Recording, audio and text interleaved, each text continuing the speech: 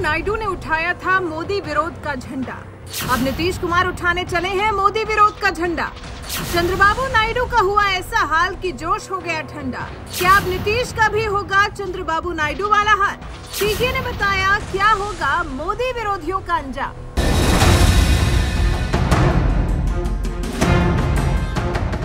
देश के प्रधानमंत्री नरेंद्र मोदी ने जब से सत्ता संभाली है, बीजेपी लगातार चुनाव दर चुनाव जीतती जा रही है। विपक्ष की हालत तो कुछ ऐसी हो गई है कि उसे चुनाव जीतने के लाले पड़ गए हैं। इसलिए जैसे जैसे साल 2024 का चुनाव नजदीक आ रहा है, एक बार फिर तमाम विपक्षी पार्टियां मोदी को रोकने के लिए एकजुट होने जा रही हैं, जिससे मोदी का विजय रथ रोका जा सके। क्योंकि ये बात विपक्ष भी जानता है कि किसी एक पार्टी के बस का नहीं है कि वो लोकसभा चुनाव में मोदी को रोक सके। इसलिए विपक्ष जहां नीतीश कुमार और तेजस्वी यादव के नेतृत्व में गोलबंदी बनाने में जुटा हुआ है, तो वहीं चुनावी रणनीतिकार प्रशांत किशोर ने साल 2019 के लोकसभा चुनाव की बात याद दिलाकर बिहार के दोनों नेताओं की जमकर क्लास लगाई है।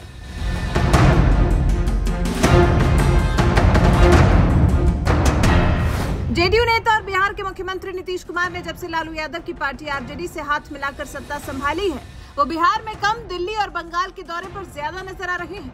कभी कांग्रेस नेता राहुल गांधी और आम आदमी पार्टी के नेता अरविंद केजरीवाल से मिलने दिल्ली पहुंच जाते हैं, तो कभी टीएमसी नेता ममता बनर्जी से मिलने बंगाल चले जाते हैं, जबकि अगले ही दिन सपाई मुखिया अखिलेश यादव से मिलते नजर आते हैं। पिछले कई महीनों से सीएम नीतीश कुमार और डिप्टी सीएम तेजस्वी यादव कुछ इसी तरह से मोदी के खिलाफ विपक्ष को एकजुट करने के लिए पसीना बहा रहे हैं। तो वहीं दूसरी तरफ मशहूर चुनावी रणनीतिकार और पूर्व जेडीयू नेता प्रशांत किशोर ने तो जैसे नीतीश तेजस्वी की सियासी दुकान में ताला लगाने की कसम ही खा ली है। इसीलिए बिहार में सरकार चला रही आरजेडी और जेडीयू की पोल खोलने में कोई कोर कसर नहीं छोड़ रहे। मंगलवार को ही प्रशांत किशोर ने एक बयान में सबसे पहले आरजेडी नेता तेजस्वी यादव को निशाने पर लिया और उन्हें 10 लाख नौकरी के वादे की याद दिलाते हुए कहा, तेजस्वी यादव अगर लालू यादव के बेटे न होते तो देश में ऐसी कोई नौकरी नहीं है जो उन्हें उनकी काबिलियत पर मिल जाए।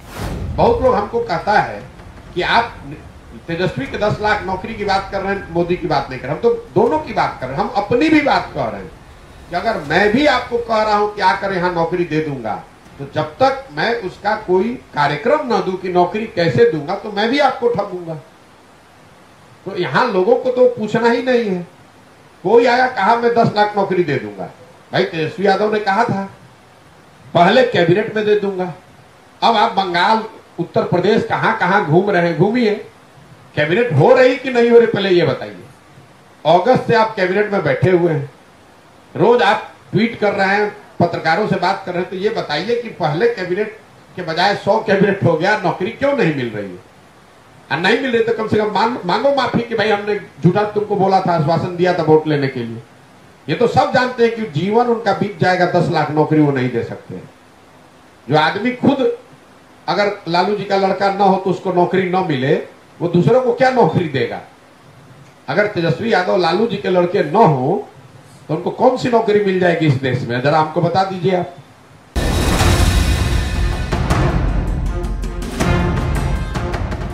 तेजस्वी यादव की पढ़ाई पर सवाल उठाकर उनकी जबरदस्त खिंचाई करने के बाद प्रशांत किशोर ने बिहार के सीएम नीतीश कुमार को भी नहीं बख्शा। उन्हें तो आंध्र प्रदेश के पूर्व सीएम चंद्रबाबू नायडू का उदाहरण देकर याद दिला दिया कि मोदी विरोध में उनका क्या हश्र हुआ था। हम ज्यादा उस पर टिप्पणी नहीं करेंगे वो क्या कर रहे हैं। तो एक उदाहरण आपको याद दिला देते हैं। 2019 में एक आंध्र प्रदेश के मुख्यमंत्री थे चंद्रबाबू नायडू। वो इसी भूमिका में थे जिस भूमिका में नीतीश कुमार आने का प्रयास कर रहे हैं। नीतीश कुमार की तो 42 को एमएलए है, लंगड़ी सरकार है। वो तो उस राज्य में बहुमत की सरकार चला रहे थे और यही भूमिका उन्होंने भी शुरू किया था। बंगाल, पूरा देश का दौरा कर रहे थे कि अब हम खड़ा करेंगे। नतीजा क्या हुआ? आंध्र प्रदेश में उनका एमपी घट के हो गया 3, 23 विधायक जीते, सत्ता से बाहर हो गए। तो नीतीश कुमार को बिहार की चिंता करनी चाहिए। अपना ठिकाना है नहीं। मैंने आपको वही कहा, जिस पार्टी का 0 एमपी है वो देश का प्रधानमंत्री तय कर रहा है। जिस पार्टी का अपना ठिकाना नहीं है वो पूरे देश के पार्टी को एकत्र कर रहा है। नीतीश कुमार जी कल परसों गए थे कलकत्ता में ममता बनर्जी के साथ। आप लोग बड़ा खबर रिपोर्ट कर रहे हैं, तो आप लोगों को पूछना ये चाहिए था कि क्या समझौता हो गया? क्या ममता बनर्जी कांग्रेस को सीट कंसीड करने के लिए तैयार हो गई कि ममता बनर्जी लालू नीतीश के पार्टी को बंगाल में चुनाव लड़ाएंगी? या लालू नीतीश ये कहने को तैयार है कि भाई टीएमसी बिहार में आकर एक सीट भी देंगे, वो हमसे ज्यादा जानते हैं ममता बनर्जी को। नीतीश कुमार को कौन पूछता है वहां? आप लोग ऐसी बात करते हैं। फिर आप गए उत्तर प्रदेश में अखिलेश जी 2014 में 5 MP जीती थी सपा, 2017 में 2019 में भी। देश में नरेंद्र मोदी, बंगाल में ममता बनर्जी के साथ ही बिहार में महागठबंधन की सरकार बनवाने में अहम भूमिका निभाने वाले चुनावी रणनीतिकार पीके यानी कि प्रशांत किशोर ने सीएम नीतीश कुमार को दरअसल आंध्र प्रदेश के पूर्व सीएम चंद्रबाबू नायडू की याद इसलिए दिलाई है क्योंकि तेलुगु देशम पार्टी यानी टीडीपी के अध्यक्ष चंद्रबाबू नायडू कभी आंध्र प्रदेश के मुख्यमंत्री हुआ करते थे और केंद्र में उनकी पार्टी मोदी सरकार के साथ थी। लेकिन 2019 के लोकसभा चुनाव से पहले ही चंद्रबाबू नायडू ने बीजेपी से गठबंधन तोड़ लिया और बीजेपी से हाथ छुड़ाते ही मोदी के खिलाफ विपक्ष को एकजुट करने की मुहिम में जुट गए। कभी राहुल गांधी से मिलते तो कभी अखिलेश यादव से मिलते तो कभी ममता बनर्जी से मुलाकात करने जाते। चंद्रबाबू नायडू ने पूरे चुनाव भर मोदी के खिलाफ विपक्ष को एकजुट करने की खूब कोशिश की थी, लेकिन इसके बावजूद 2019 के चुनाव में चंद्रबाबू नायडू मोदी को सत्ता में लौटने से रोक नहीं पाए। इस बार तो मोदी के दम पर बीजेपी ने 300 से भी ज्यादा सीटें हासिल कर सत्ता में वापसी की थी। लेकिन इस चुनाव के बाद चंद्रबाबू नायडू की सियासी हालत क्या हुई थी वो भी जान लीजिए। मोदी विरोध का झंडा उठाने वाले चंद्रबाबू नायडू की पार्टी टीडीपी को 12 सीटों का नुकसान हुआ और महज 3 सीटों पर ही सिमट गई, जबकि 2019 में ही आंध्र प्रदेश में विधानसभा चुनाव भी हुए और जो नतीजे आए उसने नायडू को डबल झटका दे दिया क्योंकि सीएम नायडू की पार्टी विधानसभा भी हार गई और महज 23 सीटों तक सिमट कर रह गई।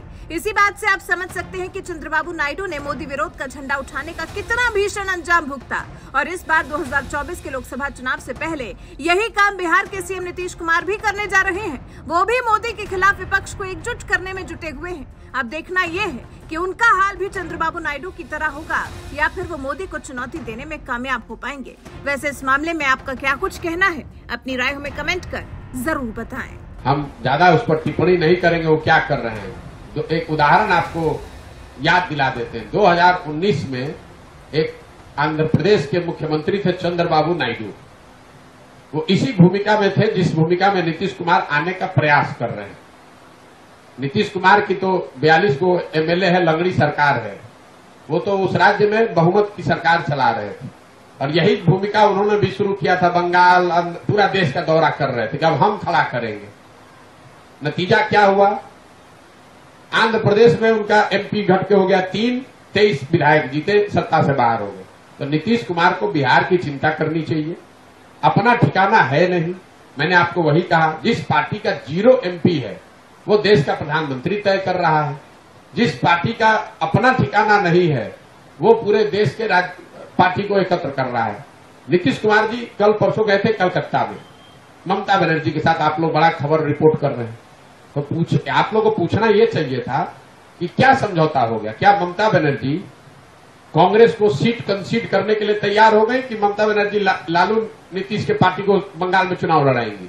या लालू नीतीश ये कहने को तैयार है कि भाई टीएमसी बिहार में आकर एक सीट भी देंगे? वो हमसे ज्यादा जानते हैं ममता बनर्जी को। नीतीश कुमार को कौन पूछता है वहां? आप लोग ऐसी बात करते हैं। फिर आप गए उत्तर प्रदेश में अखिलेश जी 2014 में 5 MP जीती थी सपा, 2017 में 2019 में भी